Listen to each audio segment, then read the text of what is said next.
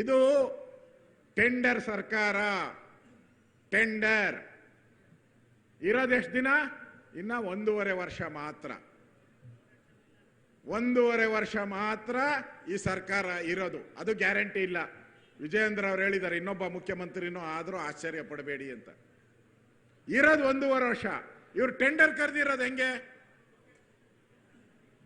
ಮನೆ ಟೆಂಡರ್ ಕರೆದಿದ್ದಾರೆ ಬೆಂಗಳೂರ್ದು, ಕಸದ್ದು ಟೆಂಡರ್. ಎಷ್ಟಕ್ಕೆ? 30 ವರ್ಷಕ್ಕೆ. ಕಸದ ಟೆಂಡರು 30 ವರ್ಷಕ್ಕೆ ಕರೆದಿದ್ದಾರೆ. ಇವ್ರು ಇರೋದೆಷ್ಟು? 1.5 ವರ್ಷ. ಎಷ್ಟು ಕೋಟಿ? 39,000 ಕೋಟಿ. ಅದಾದ್ಮೇಲೆ ಟನಲ್ ರೋಡ್ ಅಂತ ಕರೆದಿದ್ದಾರೆ ಒಂದು ಬೆಂಗಳೂರಲ್ಲಿ, ಟನಲ್ ಕೊರೆಯೋದು. ಆ ಮಿಷಿನ್ ಬರಕ್ಕೆ 2 ವರ್ಷ ಬೇಕು ಇಲ್ಲಿಗೆ ಜರ್ಮನ್ನಿಂದ. ಅದಕ್ಕೊಂದು 40,000 ಕೋಟಿ. ನೀನಿರೋದು ಎಷ್ಟು ದಿನ? 1.5 ವರ್ಷ. ಬಿಡ್ದಿ ರೈತರನ್ನ ಒಕ್ಕಲೆಬ್ಬಿಸ್ತಾ ಇದ್ದೀರಾ. ಸಾವಿರಾರು ಎಕರೆ ಜಮೀನನ್ನ ಒಕ್ಕಲೆಬ್ಬಿಸ್ತಾ ಇದ್ದೀರಾ. ಅಲ್ಲಿ 9,000 ಎಕರೆ ಜಮೀನನ್ನ ಬಿಡ್ದಿ ಟೌನ್ಶಿಪ್ ಮಾಡಕ್ಕೆ ಎಷ್ಟು ವರ್ಷ ಬೇಕು? 15 ವರ್ಷ ಬೇಕು. ನೀನಿರೋದು ಎಷ್ಟು ದಿನ? 1.5 ವರ್ಷ. 1.5 ವರ್ಷ ಇರೋದು. ಎಲ್ಲ ಟೆಂಡರು ಮೈಸೂರಿಂದ ಹಿಡಿದು ಹುಬ್ಳಿ ಎಲ್ಲ ಕಡೆ ಟೆಂಡರ್ಗಳು ಎಲ್ಲ ರೆಡಿ ಮಾಡ್ಕೊಂಬಿಟ್ಟವ್ರೆ. DK ಹೇಳಿರೋದು ಒಂದೇ, DK ಅಂದ್ರೆ ಟೆಂಡರ್. ಅವರು ಬಂದಿರೋದೇ ಮುಖ್ಯಮಂತ್ರಿ ಆಗಿ, ಟೆಂಡರ್ ಮೇಲೇನೆ ಬಂದಿರೋದು ಮುಖ್ಯಮಂತ್ರಿ.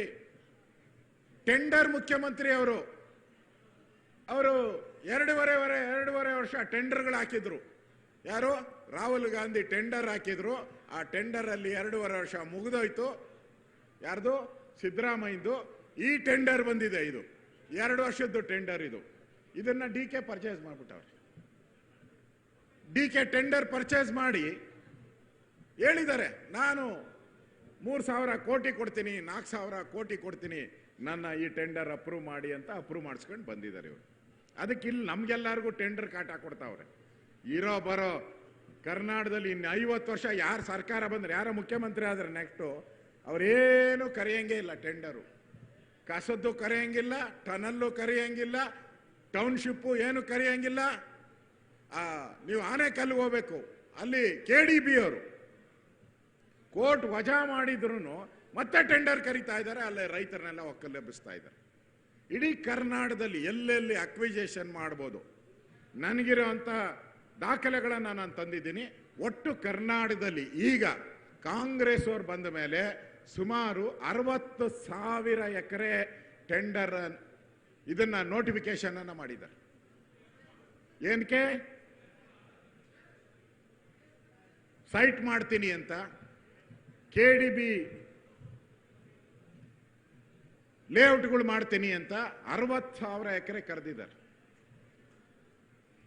ಈಗ ಇರೋ ಸೈಟ್ಗಳೇ ಕಟ್ಟೋರಿಲ್ಲ. ಈಗ ಮೈಸೂರಲ್ಲಿ ನೀವು ಸುತ್ತಮುತ್ತ ನೋಡಿ, ಖಾಲಿ ಇದೆ ಎಲ್ಲ ಸೈಟು.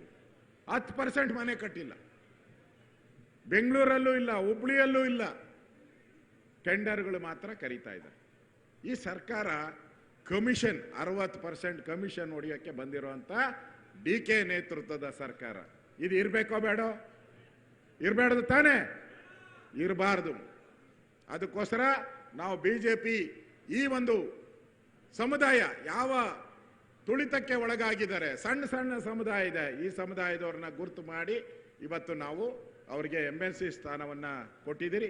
ಅದೇ ರೀತಿ ರಾಜ್ಯಸಭೆಗೂ ಕೂಡ ಮೊದಲ ಬಾರಿಗೆ ಒಬ್ಬ ಕುರುಬ ಸಮಾಜದ ವ್ಯಕ್ತಿನೂ ಕೂಡ ನಾಗರಾಜ್ ಅನ್ನೋರ್ನ ನಾವು ಇವತ್ತು ರಾಜ್ಯಸಭೆಗೂ ಕಳಿಸಿದ್ದೀರಿ ನಾವು. ಅದರಿಂದ BJP ಇವತ್ತು ಆ ಸಮುದಾಯಗಳ ಪರವಾಗಿ ಯಾರ ತುಳಿತಕ್ಕೆ ಒಳಗಾಗಿದ್ದಾರೆ ಆ ಸಮುದಾಯದ ಪರವಾಗಿ BJP ನಾಮಿನೇಷನ್ಗಳನ್ನು ಮಾಡ್ತಾ ಇದ್ದೀರಿ. ಈ ದೇಶದ ಪ್ರಧಾನಿನೇ ಹಿಂದುಳಿದವರು, ರಾಷ್ಟ್ರಪತಿನೇ ಸಣ್ಣ ಸಮುದಾಯದವರು. ಈ ಥರ ಸಣ್ಣ ಸಮುದಾಯಕ್ಕೆ ಅವಕಾಶವನ್ನು ಕೊಡುವಂಥ ಕೆಲಸವನ್ನು ನಾವು BJP ಮಾಡಿದ್ದೀರಿ.